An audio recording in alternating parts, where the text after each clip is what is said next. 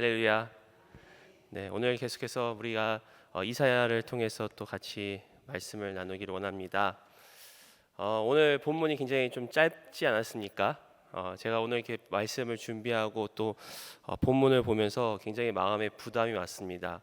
이 5구절밖에 안 되는 본문 가지고 어떻게 최소한 30분은 설교를 해야 되는데 계산해 보니까 한 절당 한 6분씩 설교를 하면은 30분을 되겠더라고요.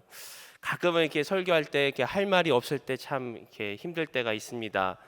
그럴 때 제가 하는 방법 중에 하나가 바로 말을 천천히 하는 건데 혹시 오늘 말이 좀 천천해지면은 오늘 좀 김 목사가 할 말이 별로 없구나라고 이렇게 생각을 하시고 또 이렇게 좀 긍휼을 베풀어 주시기 바랍니다. 그러나 오늘 본문의 말씀은 어떻게 보면 굉장히 또 깊이 있는 말씀이고 또 무게가 있는 말씀입니다. 이렇게 한 절 한 절 또 묵상하면서 준비할 때 참 제가 일주일 전에 이사야를 가지고 또 같이 말씀을 나누었는데 그때도 하나님께서 저에게 주셨던 마음 중에 하나가 하나님의 마음, 아버지의 마음을 좀 하나님께서 우리가 갖기를 원하신다라는 그런 마음을 주셨고 또 오늘도 계속해서 이 아버지의 마음이 무엇일까, 하나님 마음이 무엇일까, 우리가 역사적으로나 또 신학적으로 말씀을 묵상하고 또 해석하고 나눌 수 있지만 좀 이 말씀에 담겨져 있는 아버지의 마음 무엇일까, 또 저와 여러분들과 또 우리 교회를 향한 하나님의 마음 무엇일까, 좀 우리가 마음을 늘 그러한 마음을 좀 가지고 생각을 품고 같이 말씀을 좀 같이 보기 원합니다.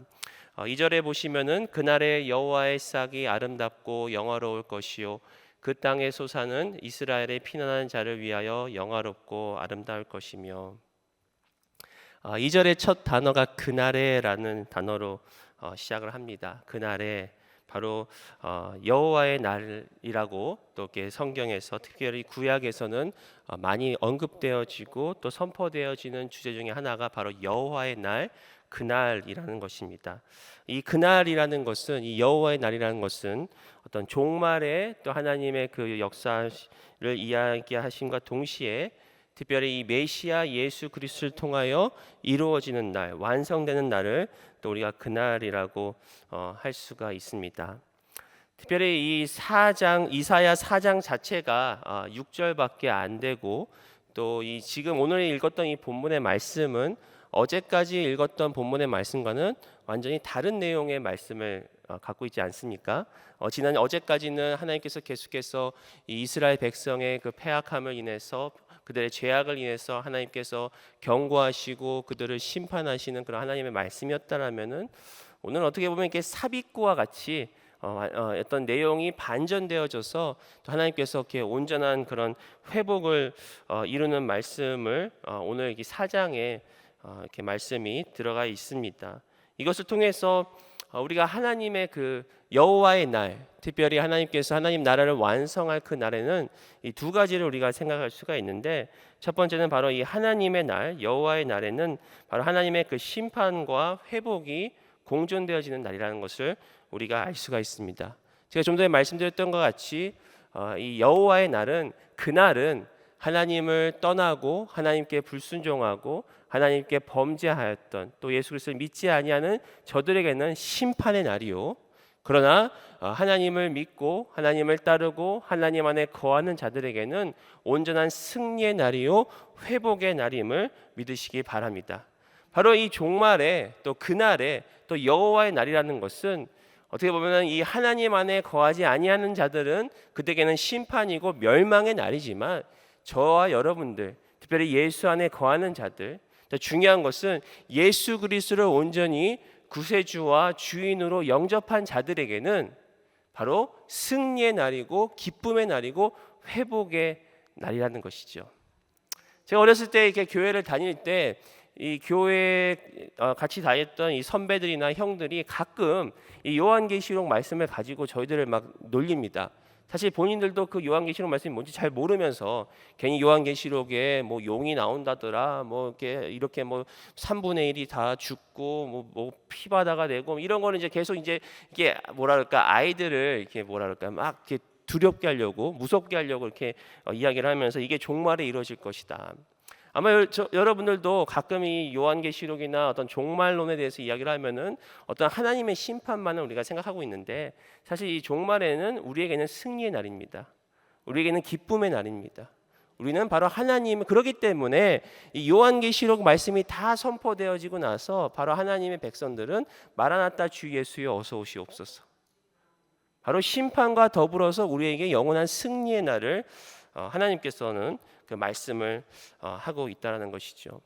그리고 또 이 여호와 날에 우리가 두 번째로 또 기억해야 될 것은 바로 여호와 날의 중심에는 바로 예수 그리스도가 계시다는 것입니다. 특별히 이 2절 말씀에 보면은 그날에 여호와의 싹이 났다라고 했습니다. 여기서 여호와의 싹이란 바로 메시아 예수 그리스도를 뜻하는 단어라고 할 수가 있습니다. 즉 여호와의 날, 그날에는 바로 예수 그리스도 중심으로 이루어지는 날임을 우리는 여기서 알 수가 있다라는 것입니다. 즉 마지막 때에는 그날에는 예수 그리스도께서 출현하셔서 예수님이 중심이 되어 이루시는 날이라는 것이죠. 바로 이것을 종말론적으로 조금 잘 봤을 때 비록 이사야가 이 책을 쓰였던, 이 말씀을 쓰였던 그 시대는 아니지만 지금 우리가 사는 시대는 이미 예수 그리스도께서 이 땅에 오셨습니다. 아멘이시죠? 그리고 예수 그리스도께서 십자가를 통해서 구원을 이루어 주셨습니다. 또 십자가의 부활을 통해서 우리에게 승리를 이루어 주셨습니다. 그렇기 때문에 예수 그리스도께서 십자가에서 달리시고 죽으시고 부활하신 그 순간부터 사실은 여호와의 날은 시작되었다고 할 수 있다는 것이죠. 비록 오늘의 말씀, 결국 오늘 4장 2절부터 6절까지의 말씀은 우리가 봤을 때 언젠가는 미래에는 하나님께서 이루실 영원한 하나님의 나라, 영원한 천국에 대한 그 종말의 말씀과 더불어서 바로 예수 그리스도께서 2000년 전에 십자가에서 이루시고 왕성하신 그 구원을 우리가 지금 이 시간에도 동일하게 누릴 수 있다는 것이죠. 다시 말씀드려서 이 하나님의 나라를 이야기할 때는 항상 이미와 아직 사이에 있는 우리의 삶을 바라봐야 한다는 것입니다. 그러니까 이 4장 2절부터 6절의 말씀이 미래에 이루어질 말씀과 동시에 지금 저와 여러분들이 누릴 수 있는 말씀이라는 거예요.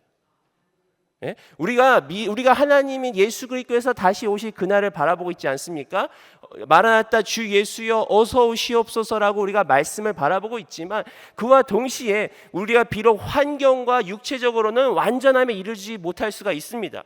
왜냐하면 예수 그리스도를 믿는 자들에게도 질병이 있을 수가 있고 아픔이 있을 수가 있고 고난이 있을 수가 있고 예수 믿는다고 해서 이 땅에서 영원한 이 땅에서 육적으로 완전한 우리가 삶을 못할 수 있다라는 것이죠. 그러나 우리의 영혼은, 그리고 우리의 마음은, 우리 안에 있는 것은 이미 하나님께서 예수 그리스도에서 주신 그 모든 복락을 우리는 누릴 수 있음을 믿으시기 바랍니다. 그러니까 이 말씀을 통해서 우리가 기억해야 될 것은 그렇구나, 먼 훗날 예수 그리스도께서 이 모든 것을 다 완성시키시구나라는 그런 기대와 동시에 그렇구나, 이미 예수 그리스도께서 십자가에서 이 모든 것을 이루으셨구나, 그럼 우리는 이것을 누릴 수 있구나, 환경과 상관과 상관없는 하나님이 주시는 그 영원한 복락을 누리시는 그것을 깨닫고 이 시간 누리시고 하나님께 영광 돌리는 저와 여러분이 되었으면 좋겠습니다. 바로 이러한 것이 그날 이사야가 말하고 있는 그 여호와의 날이라는 것이죠. 그리고 2절에 다시 한번 보시면 여호와의 싹이 아름답고 영화로울 것이다. 아까도 말씀드렸지만 이 여호와의 싹이라는 것은 바로 예수 그리스도 메시아를 뜻하는 단어라고 우리가 할 수가 있습니다. 바로 이러한 예수 그리스도께서 그날 하나님께서 모든 것을 완성하시고 예수 그리스도께서 모든 것을 완성하실 때 예수님은 바로 아름답고 영화로울 것이다. 바로 이 아름답고 영화로운 것이 바로 하나님 나라의 모습이라는 것입니다. 바로 이 4장 말씀 전에 있었던 말씀들, 바로 백성들이 패역하고 하나님께 범죄하고 또 그것을 인하여 심판의 모습들은 이 추하고 또 이 어떤 불멸스럽고 이러한 모습이었더라면 하나님 예수 그리스도께서 완성하시는, 예수님이 중심되시는 그 나라는 바로 아름답고 영화로운 나라.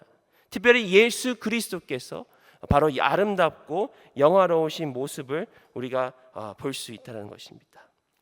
특별히 이 아름답고 영화롭다라는 것은 바로 예수 그리스도를 바라볼 때 우리가 표현할 수 있는 단어입니다. 비록 이 두 단어밖에 안 되지만 어떻게 보면은 우리 인간의 표현할 수 있는 가장 고귀한 단어라고 할 수가 있겠습니다. 아름답다, 그리고 영화롭다. 오직 예수 그리스도만이 가장 아름답고 가장 영화로운 분이라는 것이죠.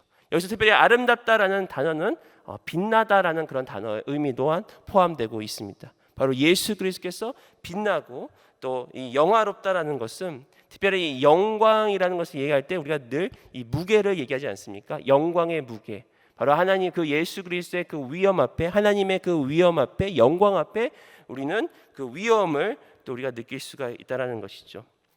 제가 이 올해 이미 이제 8월 달에 이제 다 가고 있지만 올해 시작하면서 하나님께 기도하면서 주님께서 주셨던 마음 중에 하나가, 기도하는 기도 제목 중에 하나가, 하나님 올해는 좀 하나님의 그 영광을 더 깊이 경험하고 싶습니다라는 그런 어떤 기도 제목과 소원이 있었습니다. 그래서 그것을 계속해서 생각하면서 기도하고 있는데 제가 부족해서인지 이 아름답고 영화로운 예수 그리스도가 사실 좀 이렇게 뭐라 그럴까요? 아직은 좀 이렇게 막 다가오지 않는 것 같고, 이게 어떤 인간의 참 이 한계를 보는 것이 아닐까라는 그런 생각이 듭니다. 그 특별히 요한계시록에 보면은 이제 사도 요한이 하나님께서 보여주셨던 계시와 그 모습들을 이제 그 무슨 보석과 같고 무슨 보석과 이렇게 막 표현하고 있지 않나요? 그러면 우리가 보면은 그게 참 이렇게 마음에 좀 이렇게 자세히 다가오지 않는데. 이 사도 요한이 그렇게 표현했던 것이 그 예전에 신학교에서 교수님이 그런 얘기를 해요. 인간이 봤을 때는 이걸 완벽하게 표현할 수 없기 때문에 그냥 이 세상에 있는 지식으로, 이 어떻게 보면 제한된 지식으로 그 하나님 나라의 그 아름다움과 영광을 표현하다 보니까 무슨 보석이 나오고 뭐 홍보석 무슨 보석 막 이렇게 나오잖아요. 그렇다고 그게 실제로 그런 보석들이 있다기보다 그만큼 아름답고 영화로운 그 하나님의 나라를 어떤 이게 한계, 우리가 인간의 한계가 있지 않습니까? 제한된 단어와 제한된 언어로 표현하다 보니까 그렇게 표현했다. 그러니까 이 예수님께서 비록 이 두 단어지만 아름답고 영화로우신 예수 그리스도라는 그 단어를 표현하고 있지만 이사야가 보았던 또 우리가 바라봐야 할 예수 그리스도는 이 두 단어 안에 어떻게 보면 이 세상에 있는 모든 것으로도 표현할 수 없는, 형용할 수 없는 그런 어떤 그 주님의 그 영광, 그 아름다움을 우리는 늘 기억하고 또 그것을 사모해야 할 줄 믿습니다. 바로 이 주님의 그 아름다움과 영광 앞에 우리는 경이로움으로 주님 앞에 나올 수가 있죠. 특별히 신약에 보시면은 예수님을 만나고 또 예수님의 능력을, 특별히 예수님이 특별히 하나님의 아들임을 경험했던 자들은 모두 주님 앞에 엎드렸죠. 어떻게 보면 경이로움의 표현이라는 것이죠. 우리가 어떤 그런 하나님께서 우리에게 강요해서 아니면 강압적으로 우리를 엎드리게 하시는 것이 아니라 바로 예수님의 아름다움과 예수님의 그 영화로우심으로 우리가 주님 앞에 엎드려 주님을 예배할 수밖에 없다라는 것입니다. 즉 그날이란, 여호와의 날이란 바로 예수님의 그 아름다움과 영화로움으로 인하여 그분 앞에 엎드린다는 것이죠. 그분 앞에 우리가 경이로움으로 나타난다는 것이죠. 그래서 2절에 계속해서 그 땅에 솟아는 이스라엘의 피난한 자를 위하여 영화롭고 아름다울 것이다. 특별히 그 땅의 솟아는 역시 사실은 그 여호와의 싹과 같이 예수 그리스도를 뜻한다고 할 수가 있습니다. 바로 여호와의 싹이 그 땅에 피우고 또 그것이 자라서 열매를 맺듯이 그 땅의 소산이라는 것은 또한 우리가 메시아 예수 그리스도를 알 수가 있는데, 특별히 그 땅의 소산은 그 이스라엘의 피난한 자를 위하여 영화롭고 아름다울 것이다. 바로 그 예수 그리스도께서 이제는 그 예수 그리스도께서 가지고 계신 이 아름다움과 영화로움이 바로 예루살렘의 피난한 자들에게 동일하게 아름다움과 영화로움으로 다가갈 것이다. 참 이게 이 말씀이 굉장히 좀 은혜가 많이 됐는데요. 또 이게 이 영어 성경을 찾아보고 또 원어 성경을 찾아보니까 참 재미있는 게 이 한국어 이게 한글 성경은 아름답고 영화로울 것이라는 게 두 번 반복되지 않습니까? 근데 원어를 보고 영어 성경을 보면은 사실 이 단어가 다른 단어를 쓰였어요. 뜻은 비슷한데 다른 단어를 썼는데, 특별히 이 두 번째 나오는 이 영화롭다라는 그 말은 뭐냐면요, 높이다라는 그런 단어의 의미를 갖고 있습니다. 그 전에 예수 그리스도를 뜻하는 영화롭다는 것은 어떤 무게를 뜻했다면은 이 두 번째 나오는 영화롭다라는 것은 좀 이렇게 높이다라는 의미가 있어요. 그러니까 예수 그리스도의 영광을 통해서 우리가 영화롭게 된다는 것을 우리가 높임을 받는다는 그런 의미를 갖고 있고요. 그리고 또 이 아름답다라는 의미에는 기쁘다라는 그런 뜻이 담겨져 있더라고요. 그러니까 예수 그리스도의 아름다움을 통해서 우리가 기쁨으로 나아간다는 것입니다. 그럼 결국은 예수님이 가지고 계시는 아름다움과 영화로움이 우리에게 그대로 아름다움과 영화로움으로 전달되지만 전달됨과 동시에 또 구별되는 우리가 모습을 볼 수가 있습니다. 특별히 하나님은 하나님만이 가지시는 아름다움과 영화로움이 따로 있다라는 것이죠. 그것은 이 세상의 그 어느 피조물도 공유할 수 없는 하나님만이 가지고 계시는 어떤 본질이고 하나님의 위엄입니다. 그러나 그것이 우리가 주님의 그 아름다움과 영화로움 앞에 엎드려졌을 때 그것이 우리에게 그대로 비춰지는데, 그것이 어떻게 비춰지느냐? 우리도 주님과 같이 높아질 것이고 하나님 예수 그리스도의 아름다움 통해서 우리 가운데 기쁨이 솟아날 것이다. 그러니까 빛의 원천은, 아까 이 아름다움이 빛이라고 했는데, 예수님의 빛이라고 했는데, 빛의 원천은 바로 예수 그리스도시죠. 우리는 예수 그리스도의 빛을 그대로 반영하는 것입니다. 그러니까 하나님께서 우리를 높일 때 어떻게 높이느냐? 우리가 주님을 바라봤을 때 주님의 빛이 우리에게 와서 그대로 반사되는 거예요. 그래서 그것이 세상에게 빛이 되는 거예요. 너희는 세상의 빛이라는 것이 우리가 직접 빛을 발하는 게 아니라 예수 그리스도를 바라봄을 통해서 예수님의 그 영광의 빛이 우리를 통해서 반사되는 것이죠. 비춰지는 것이죠. 그래서 이 모세가 시내산에서 하나님 만났을 때 얼굴이 어떻게 했습니까? 빛이 나죠. 한번 옆에 좌우분 한번 이렇게 보시기 바랍니다. 얼굴에 좀 빛이 나시나요? 좀 이게 선글라스를 쓰고 제가 설교를 해야 될 것 같아요. 너무 빛나가지고 너무 좀 과했나요, 제가? 바로 그런 빛을 우리가 주님을 바라보고 그 빛이 우리에게 반사되었을 때 바로 이 2절에 말씀하시는 바로 이 땅의 소산을 통해서 그 주님 앞에 피한한 자들의 영화로움과 아름다움이 될 것이다. 그것이 바로 여호와 나라를 이루시는 그런 하나님의 약속의 말씀이라는 것입니다. 자, 3절 보시면은 시온에 남아 있는 자, 예루살렘에 머물러 있는 자, 곧 예루살렘 안에 생존한 자 중 기록된 모든 사람은 거룩하다 칭함을 얻으리니. 하나님의 나라, 특별히 여기서 얘기하는 시온과 예루살렘에 남아 있는 자들에게는 하나님께서 거룩하다 칭함을 얻을 것이다라고 지금 하나님께서 말씀하고 있는데, 계속해서 이 3절에 보시면 남아 있다, 머물러 있다, 이렇게 생존하다라고 이 세 번에 걸쳐서 표현을 하고 있습니다. 즉 붙어 있는 자들이죠. 하나님 함께 붙어 있고 또 교회에 머물러 있는 자들. 그래서 어쨌든 우리가 먼저 해야 될 것은 주님께 붙어 있어야 된다는 것이죠. 먼저 해야 될 것은 하나님 집 안에 우리가 머물러 있어야 됩니다. 교회에 나와야 복음을 듣고 교회에 나와야 말씀을 듣습니다. 주님께 붙어 있어야 그 주님의 그 하나님의 그 은혜를 우리가 경험할 수 있습니다. 근데 여기서 자세히 보시면은 여기 남아 있는 자, 머물러 있는 자, 생존한 자들 중에 하나님은 이들에게 아무것도 물으시고 아무것도 어떤 조건을 하나님께서는 묻지 않으신다는 것을 우리가 알 수 있습니다. 이스라엘 민족은 본인들이 선택받은 민족이라고 스스로가 생각하였지만, 그래서 이방인들을 마치 개처럼 여기고 이방인들은 하나님의 그 은혜를 받지 못한다라고 여겼지만, 지금 이 말씀을 자세히 보시면 하나님은 그런 어떤 언급도 하고 계시지 않습니다. 우리의 어떤 과거와 배경과 또 우리의 어떤 민족이 다를지라도, 여기서 얘기하는 어떤 구약 시대 얘기하면 우리가 이방인일지라도 그 안에 남아 있는 자라면은, 머물러 있는 자라면은, 그 안에 살아 있는 자라면 누구든지 다 그 하나님의 그 날에 주님께로 나아갈 수 있다라는 것을 우리에게 말씀을 하고 있는데요. 또 그와 동시에 3절 다시 보시면은 그러한 자들 중에 기록된 자들을 하나님께서 택하시고 기록된 자들을 거룩하다 칭함을 얻게 하시겠다라고 하나님 말씀하십니다. 그래서 우리가 여기서 구원의 중요한 또 우리가 진리를 배울 수가 있는데, 그건 뭐냐? 바로 하나님께서는 전적인 그 하나님의 주권 안에서 우리를 택하신다라는 것입니다. 어떤 우리의 의가 아니라, 우리의 공로가 아니라, 우리의 배경이 아니라 하나님의 전적인 주권 안에서 하나님의 뜻대로 우리를 택하신다라는 것입니다. 우리의 배경은 상관없습니다. 우리의 과거는 상관없습니다. 바로 하나님께서 하나님의 그 생명책에 기록된 자들만이 주님께 구원을 받고 또 그 하나님의 나라에 들어갈 수 있다라는 것입니다. 그래서 우리는 이런 예수님께서 마태복음 22장 14절에 이런 말씀을 하시죠. 청함을 받은 자는 많되 택함을 입은 자는 적으니라.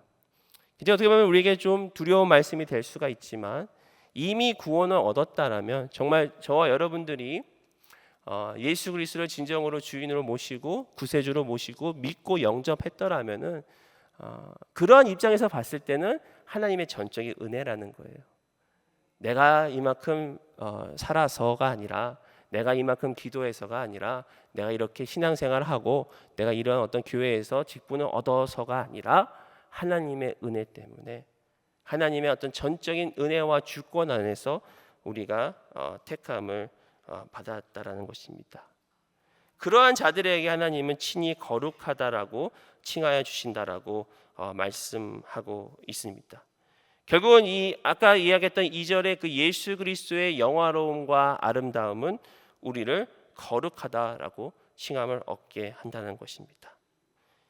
이것을 어떻게 보면은 우리가 다 알고 계시지만 결국은 믿음으로 의롭다 하심을 여기는 어떤 이신칭의 혹은 이신득의의 그런 어떤 신학적인 부분을 우리가 여기서 볼 수가 있는데, 그러나 중요한 것은 이 믿음, 결국은 우리가 믿음으로 구원을 얻고 또 믿음으로 거룩하다라고 의롭다라고 칭임을 입게 하는데, 이것이 결국은 이 로마서 3장 21절 22절에 말씀하시는 이제는 율법 외에 하나님의 한 의가 나타났으니 율법과 선지자들에게 증거를 받은 것이라 곧 예수 그리스도를 믿음으로 말미암아 모든 믿는 자에게 미치는 하나님의 의니 차별이 없느니라.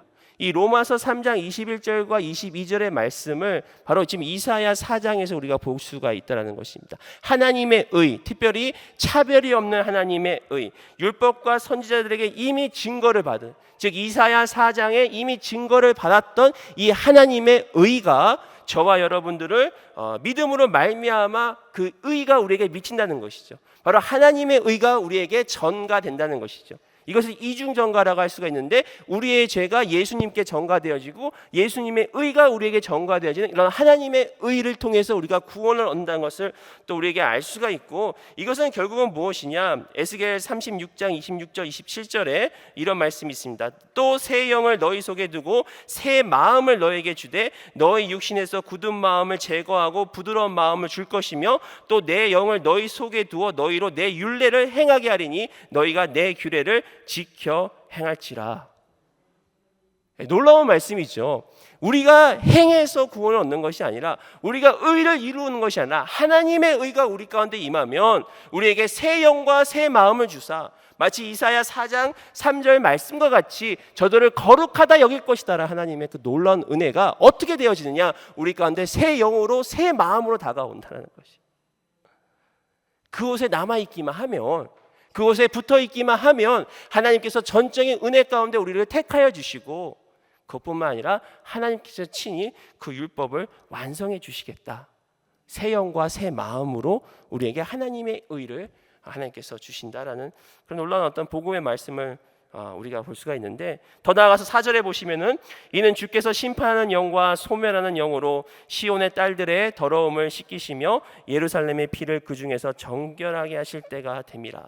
그러니까 어떻게 우리가 하나님께서 우리를 정결케 하시냐? 바로 심판하는 영으로 또 우리에게 소멸하는 영으로 우리에게 다가오신다라고 말씀하고 있습니다.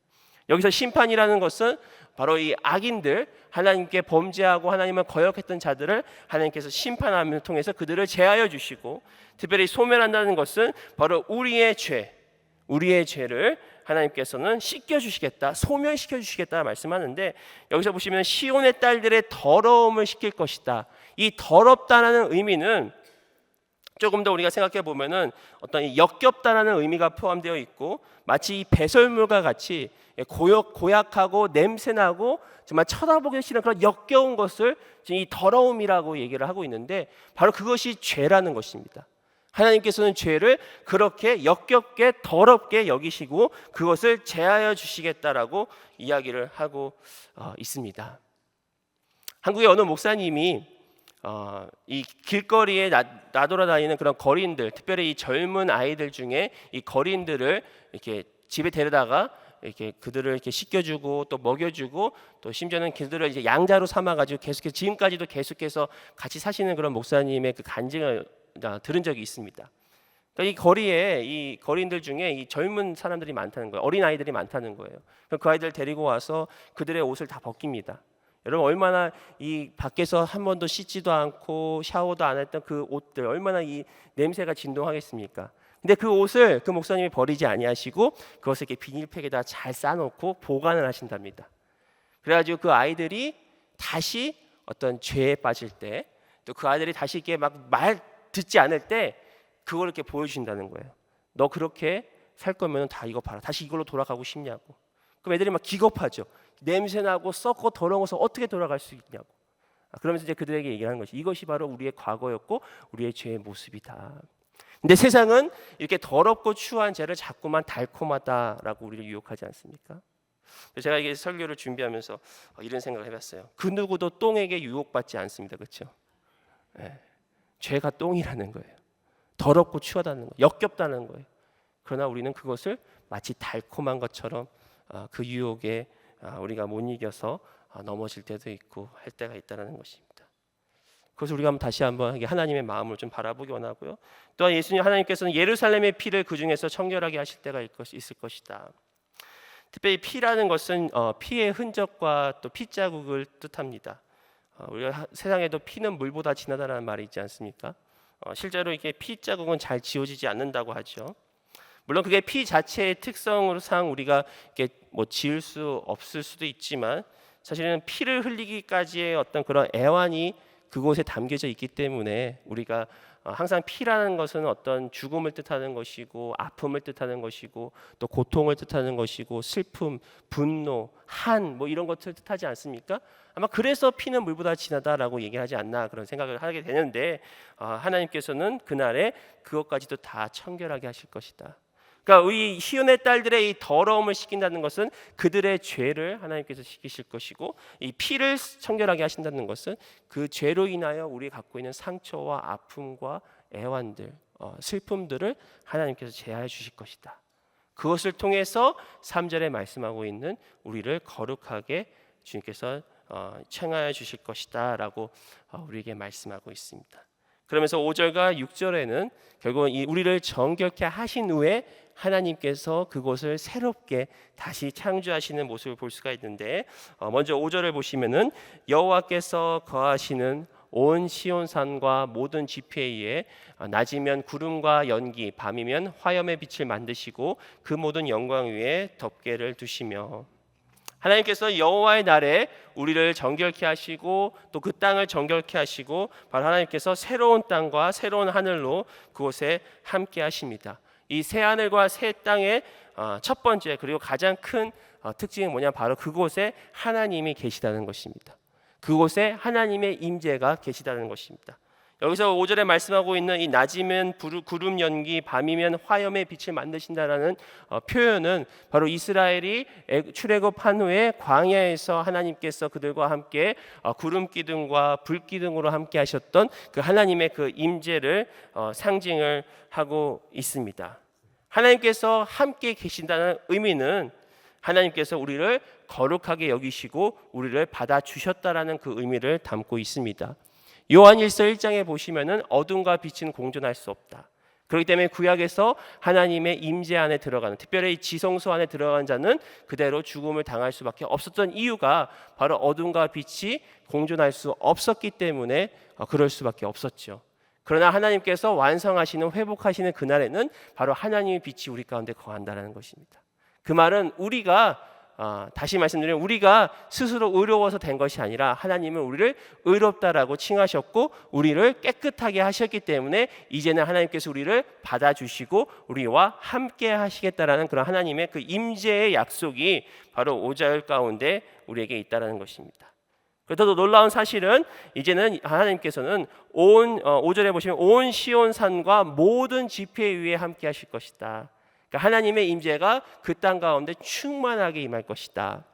출애굽 시대에 비록 하나님께서 그들과 구름 기둥과 불 기둥 가운데 함께 하셨지만 어떤 이 성막이라는 특별히 지성소라는 어떤 지정된 장소에 하나님이 영광으로 임재로 함께 하셨더라면 하나님께서 완성하신 그날에는 하나님께서 어디에든지 충만하게 계시다라는 것을 바로 이 5절 말씀을 통해서 알 수가 있지요. 이는 마치 요한계시록 21장에 보시면은 하나님께서 그곳을 항상 비추시고 또 어린 양 예수께서 등불이 되시기 때문에 그 새 하늘과 새 땅에는 해와 달이 필요 없다라고 요한계시록 21장에 말씀하고 있습니다. 빛이라는 것은 충만함을 의미하죠. 특히 여기서도 우리가 지금 이 성전 안에 이렇게 계속 불을 다 펴고 있지 않습니까? 빛이라는 것은 모든 공간에 충만하게 임한다는 그 뜻을 갖고 있습니다. 바로 하나님께서 빛이 되셔서 그 영광 위에 충만하게 임한다는 것은 그런 하나님의 그 임재를 우리에게 또 말씀하고 있고, 특별히 그 모든 영광 위에 또 5절 마지막 부분에 보시면 덮개를 두시겠다. 그것은 바로 우리를 보호해 주시겠다, 우리와 함께 하시겠다라는 그런 의미를 갖고 있습니다. 특별히 이 덮개라는 단어는 이 유대인들이 그 혼인식에서 쓰는 덮개를 많이 이야기를 한다고 합니다. 주석을 찾아보니까 즉 우리가 그 마지막 때 그 예수님을 만나는 것을 그 어린 양의 혼인식으로 많이 성경이 표현하고 있지 않습니까? 결국 이 하나님이 완성하는 그 나라는 바로 우리 어린 양 대신 예수 그리스도가 혼인식을 하는 것처럼 우리가 기쁨의 날이고 잔치의 날이고 어떤 승리와 완성의 그 날이라는 것을 할 수가 있죠. 그리고 계속해서 6절에 보시면 또 초막이 있어서 낮에는 더위를 피하는 그늘을 지으며 또 폭우를 피하는 숨는 곳이 되리라. 그래서 하나님께서는 예수님께서는 우리에게 특별히 이 더위를 피하는 그늘이 되시고, 젖는 자의 그늘이 되시고, 또 풍우를 피하는 그런 숨는 곳이 되시겠다. 우리를 케어하시고 또 우리를 보호하시는 분이 되신다. 그 영원한 나라의 하나님의 그 약속을 우리가 이사야 말씀을 통해서 알 수가 있습니다. 그래서 이 4장 말씀을 이렇게 보면서 사실 이 이사야가 전체 구조상 보시면은 한 40장 정도 가시면 이제 하나님의 그 회복의 약속을 주는데, 왜 4장에 굳이 이 말씀을 주셨을까라고 생각했을 때 그런 것 같아요. 이건 제 생각입니다. 하나님은 마음이 넓으신 분이지만 저는 이렇게 마음이 좀 좁아가지고 아이들을 혼내다가도 이렇게 바로 이렇게 안아주고 그러잖아요. 너무 혼내다가 이거 좀 너무했나? 그러고 미안해, 아빠가 미안해, 그러고 이렇게 안아주잖아요. 좀 그런 아버지의 마음이 아닌가 싶어요. 그러니까 2장과 3장에서 계속해서 저들의 심판을 얘기하고 저들을 꾸짖으시고 책망하시지만 이 4장의 이 짧은 구절을 통해서 이게 내 진짜 마음이야.